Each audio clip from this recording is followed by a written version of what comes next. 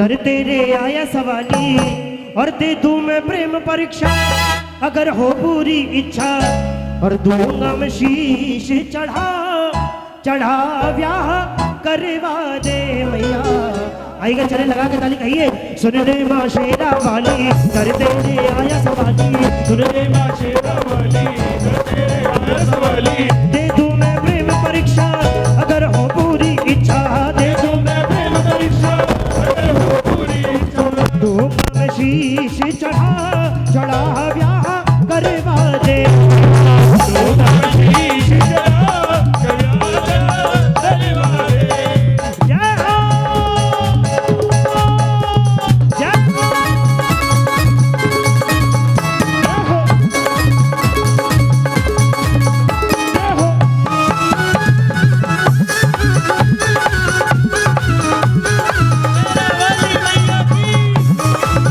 जियो बेटा बहुत बढ़िया।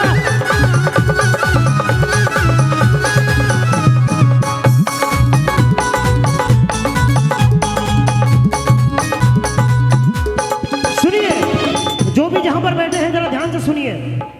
माता रानी लड़के की मुराद पूरी करती है, उस लड़के की शादी उस लड़की से हो जाती है। वो लड़का अपने वादे अनुसार जिस समय अपनी दुल्हन को विदा करा करके अपने घर की ओर लेके जा रहा होता है, अपनी दुल्हन से कहता है कि तुम इस डोली में बैठ करके मेरा इंतजार करो, मैं मंदिर में दर्शन करके आता हूँ। लड़का जाता है और जा करके करता क्या है सुनिए। पूरी आजादी हुई सपनों शहजादी हुई, पूरी आजादी हुई सपनों शहजादी हुई, जिसको वो चाहता था उसी से शादी हुई, जिसको वो चाहता था उसी से शादी हुई। दुल्हन को घर ले आया और वादा ले आया और वादा है निभाया और वादा निभाया, उसी मंदिर में जाकर शीश उसने चढ़ाया। कहिए सच्चे दरबार की कि पूरी आजादी हुई सपनों शहजादी हुई, जिसको वो चाहता था उसी से शादी हुई।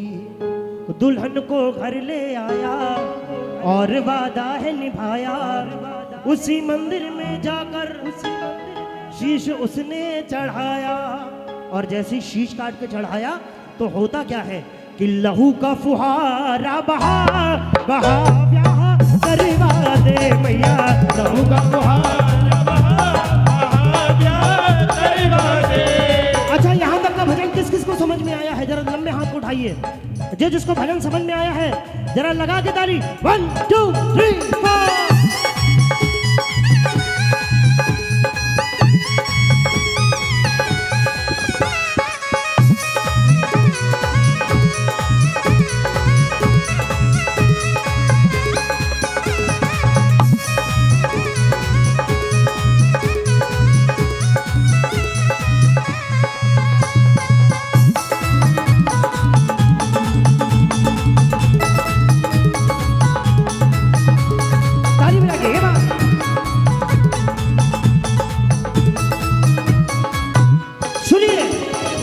इधर अच्छा आगे बढ़ जाओ। इधर होता क्या है, पहला शीश कट करके माता रानी के शुभ चरणों में चढ़ गया है। अब होता क्या है सुनिए। सुबह से लेकर के शाम हो गई, जब वो लड़का उस मंदिर से वापस लौट करके नहीं आता है तो वो लड़की रोने लगती है और रो करके सोचने लगती है कि मेरे पति सवेरे गए थे मंदिर में, अभी तक का लौट के नहीं आए हैं।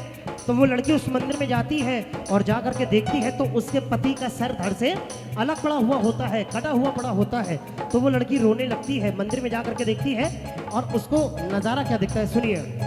इधर पत्नी ने सोचा मैं जी के क्या करूंगी, इधर पत्नी ने सोचा मैं जी के क्या करूंगी, जीना है व्यर्थ मेरा पति संग मैं भी मरूंगी, जीना है व्यर्थ मेरा पति संग मैं भी मरूंगी, जीना है व्यर्थ मेरा पति संग मैं भी मरूंगी, जीना है व्यर्थ मेरा पति संग मैं भी मरूंगी। उसी मंदिर में जाकर वही तलवार उठाकर, उसी मंदिर में जाकर वही तलवार उठाकर, उसी तलवार से उसने अपनी गर्दन चढ़ा दी।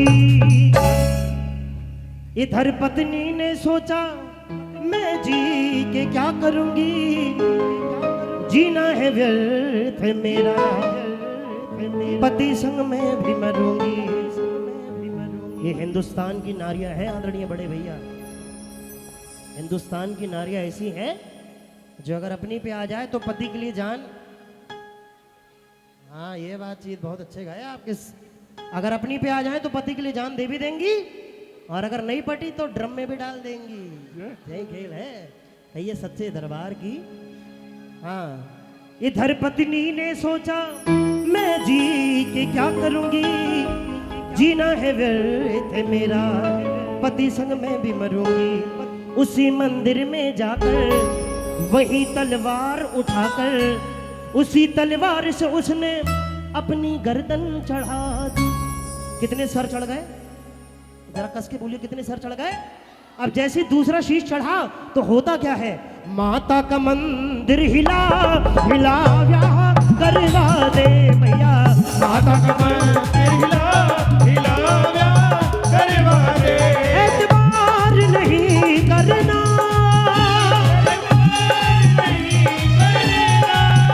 और हद से भी ज्यादा तू किसी से प्यार नहीं करना,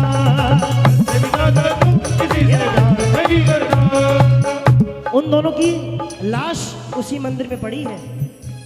देखिए, आप लोग भजन रोज सुन रहे हैं, रोज नए नए सिंगर आ रहे हैं, लेकिन जब तक भजन आपके दिमाग में ना बैठे तब तक हमारे यहाँ पर गाना बेकार है। रोज सेम भजन गा के चले जाओ तो भी कोई फायदा नहीं है।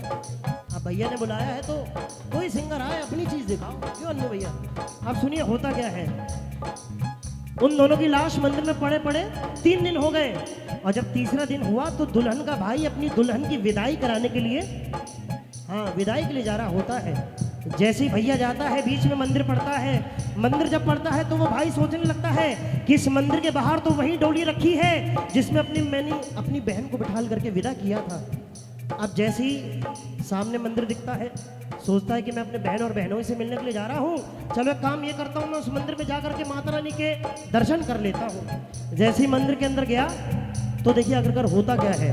घर बहन को विदा भाई कराने आया, घर बहन को विदा भाई कराने आया, बहन और बहनों ही को नृत्य उसने है पाया, बहन और बहनों ही को नृत्य उसने है पाया, बहन और बहनों ही को नृत्य उसने है पाया, बहन और बहनों ही को नृत्य उसने है पाया। सोचा घर कैसे जाऊं, किसको क्या मुंह दिखाऊं, सोचा घर कैसे जाऊं, किसको क्या मुंह दिखाऊं। उसी तलवार से उसने अपनी गर्दन चढ़ा दी।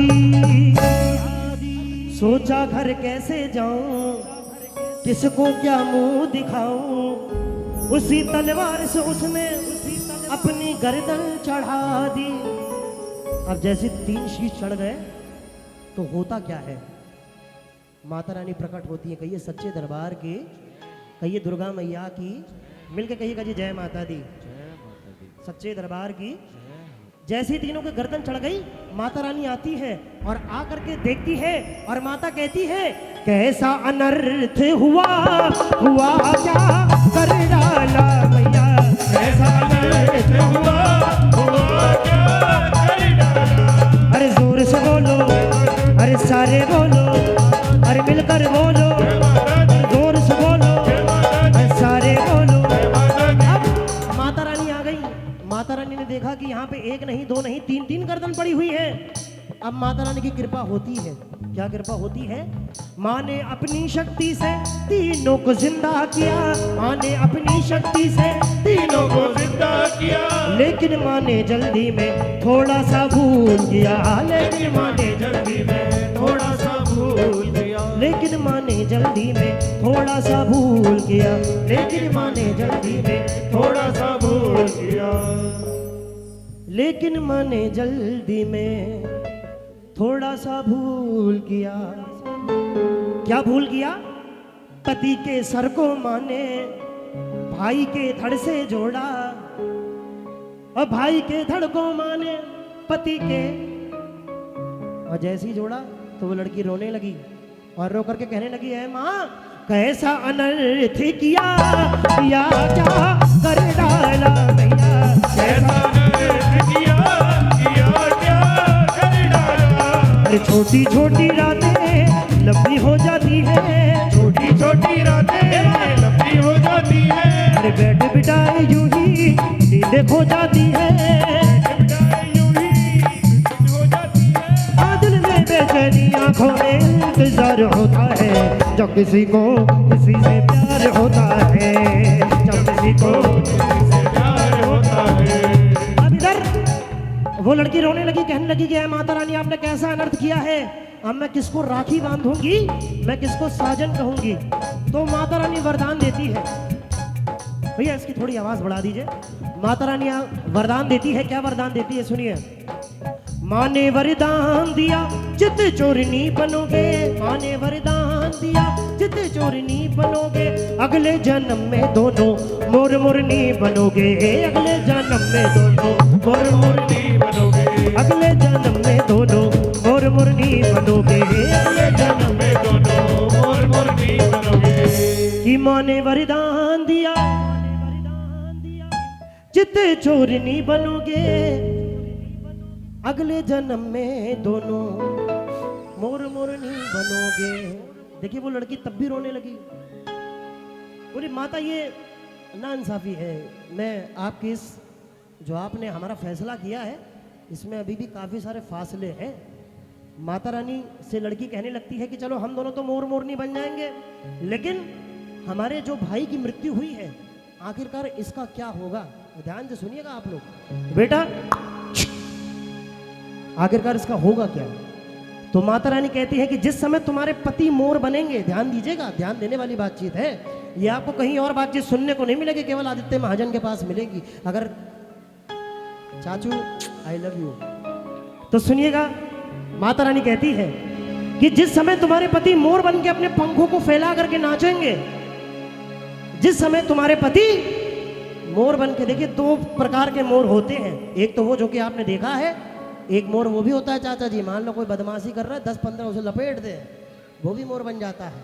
तो माता रानी गलत कह रहे हैं हन्नी भैया, हाँ। तो देखिए कहते हैं कि जिस समय तुम्हारा पति अपने पंखों को फैला करके जिस समय नृत्य करेगा, उस समय तुम्हारा भाई काली घटा बन करके इस आसमान में छा जाएगा, और जैसे तुम्हारा भाई काली घटा बन करके इस आसमान में छा जाएगा, तुरंत मोर नाचते नाचते जब थक जब जाएगा तो उसके मुंह से एक झाग निकलेगा, और उस झाग को जब तुम जा करके चखोगी उसके माध्यम से तुम अपने गर्व को धारण कर पाओगी। कहिए सच्चे दरबार की, कहिए शेरा वाली मैया की।